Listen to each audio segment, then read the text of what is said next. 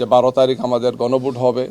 এই গণভোট এবং জাতীয় সংসদ নির্বাচনে তাদের একটা চমৎকার ভূমিকা সবাই প্রত্যাশা করে। সব দলেরই নারীরা কাজ করছেন।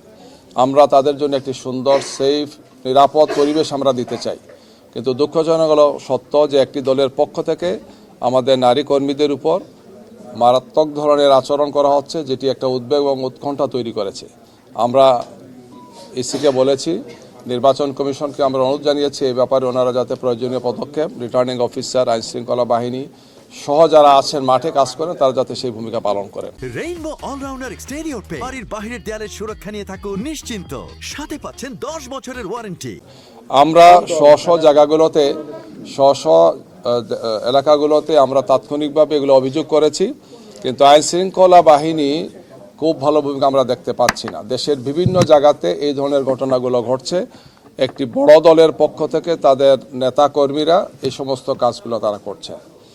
আমরা এর সাথে যে বিষয়টি আলোচনা করেছি সেটি হচ্ছে যে এমপিভুক্ত শিক্ষক যখন নির্বাচনী কাজে বের হচ্ছেন তখন সেখানকার স্থানীয় যারা দায়িত্বশীল ব্যক্তিরা আছেন তাদেরকে বিভিন্নভাবে, বিশেষ করে কোনো কোনো ক্ষেত্রে ম্যাজিস্ট্রেটরা পর্যন্ত তাদেরকে কাজ করতে বাধা দিয়েছেন এবং কাউকে জরিমানা করেছেন যে আপনি তো নির্বাচনী কাজ করতে পারেন না।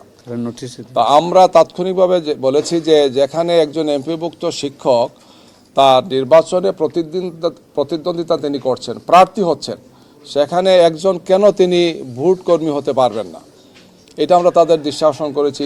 তারা তো আশ্চর্য হয়েছে। তা আমরা বললাম এগুলো তো পত্রিকায় এসেছে, আমরা আপনাদের স্ব এলাকাগুলো থেকে এই ধরনের ঘটনার পরে ম্যাজিস্ট্রেটরা যখন এই সমস্ত স্টেপগুলো নিয়েছেন সেখানকার, তখন আমরা জানিয়েছি। তো ওনারা বলেছেন যে এই ব্যাপারে ওনারা পদক্ষেপ গ্রহণ করবেন। এই কারণেই এই ধরনের যখন একজন শিক্ষককে নাজেহাল করা হয়, তাকে যখন জরিমানা করা হয়, তখন তার কলিগরা, তার ছাত্ররা বা সেখানকার সামাজিকভাবে তিনি হওয়া প্রতিপন্ন হন। তো এটা যাতে আর না ঘটে আমরা ওনাদের দৃষ্টি আকর্ষণ করেছি যে এই ব্যাপারে যাতে ওনারা শক্ত পদক্ষেপ গ্রহণ করেন। এটি অবশ্যই আইন বহির্ভূতভাবে কাজ করেছেন বলে আমাদের কাছে মনে হয়েছে।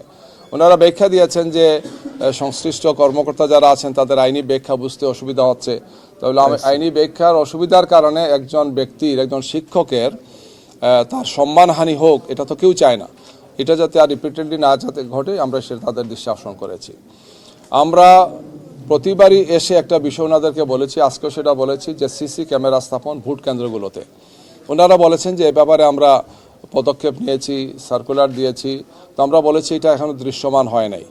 যে কয়েকটি সেন্টারে ওনারা দিয়েছেন আমরা দেখেছি সেটার সংখ্যা অর্ধেকেরও কম এখনও সিসি ক্যামেরা আমরা খোঁজখবর নিয়ে ওনাদেরকে তথ্যগুলো দিয়েছি।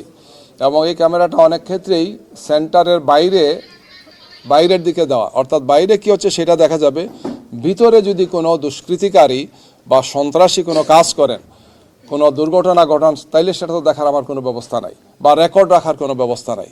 আমরা বলেছি যে না, এটা আপনাদের বাস্তবভিত্তিক পদক্ষেপ নিতে হবে। আমরা এই ব্যাপারে প্রধান উপদেষ্টা, এরপরে অর্থ উপদেষ্টা সবার সাথে আমরা দৃষ্টি আকর্ষণ করেছি, কথা বলেছি যে এই ব্যাপারে প্রয়োজনীয় সহযোগিতা, প্র্যাকটিক্যাল সহযোগিতা যেটা করা উচিত ওনারা যাতে সেটা করেন। আমরা বলেছি যে এই ব্যাপারে আপনারা সহযোগিতা পাবেন। আমরা সবগুলো সেন্টারে চাই সিসি ক্যামেরা স্থাপন করা হোক, যাতে কোনো ধরনের কোনো অনাকাঙ্ক্ষিত, অপ্রত্যাশিত বা এই ধরনের সন্ত্রাসী কোনো কার্যক্রম যাতে কেউ করতে না পারেন। একটি সুন্দর নিরাপদ নির্বাচনে যাতে আমাদের দেশের মানুষ অংশগ্রহণ করতে পারেন।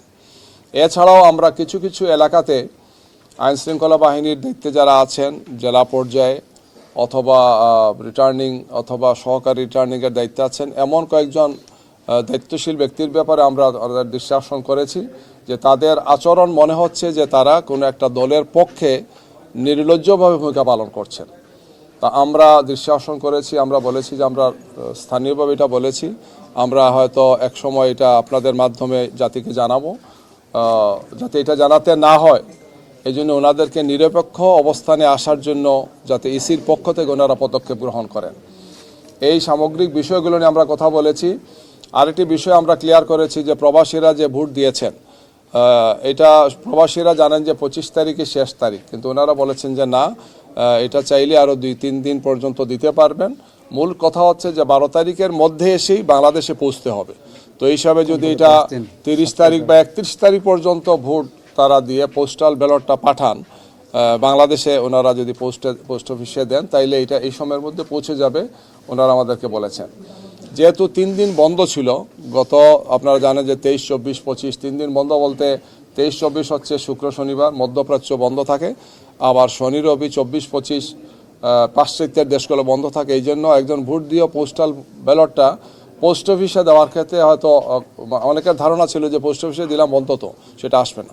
তো ওনারা আমাদেরকে এটা আশ্বস্ত করেছেন যে না, এটা 31 তারিখ পর্যন্ত দিলেও আশা করা যায় এসে 12 তারিখের মধ্যে পৌঁছে যাবে। মূল শর্ত হচ্ছে যে দেশে যিনি আছেন সেই দেশের বাস্তবতাকে সামনে রেখে ওনারা যাতে এমনভাবে সেটা দেন যাতে 12 তারিখের মধ্যে এসে পৌঁছে, যেহেতু 12 তারিখ আমাদের ভোট দেওয়া ভোট গণনার তারিখ, এর মধ্যে পৌঁছতে হবে। তো আমরা বলেছি ঠিক আছে, আমরা আমাদের বাংলাদেশি কমিউনিটির ভাইরা যারা যে দেশে আছেন আমরা তাদেরকে এটা আবার দৃষ্টি করব। ইসির পক্ষ থেকে এটা বলবেন, সম্ভবত আজকে ইসির পক্ষ থেকে এই ব্যাপারে একটা সংবাদ সম্মেলনে বলা হয়েছে। তো প্রবাসীদের একটা বড় উদ্বেগ এবং উৎকণ্ঠা যে আমরা প্রথমবার ভোট দিতে যাচ্ছি, অথচ সময়ের এই সীমাবদ্ধতার কারণে এই সমস্যাটা হচ্ছে। এখন আশা করি যে প্রবাসীরা কিছুটাও হলেও তারা একটু সময় পাবেন, আশ্বস্ত হবেন এবং তারা তাদের ভোটাধিকার সময় মতো তারা প্রয়োগ করতে পারবেন এবং বাংলাদেশে আমরা সঠিক সময়ে এসে এই ব্যালটে এসে পৌঁছবে, পোস্টাল ব্যালটে এসে পৌঁছবে, আমরা সেটা আশা করছি।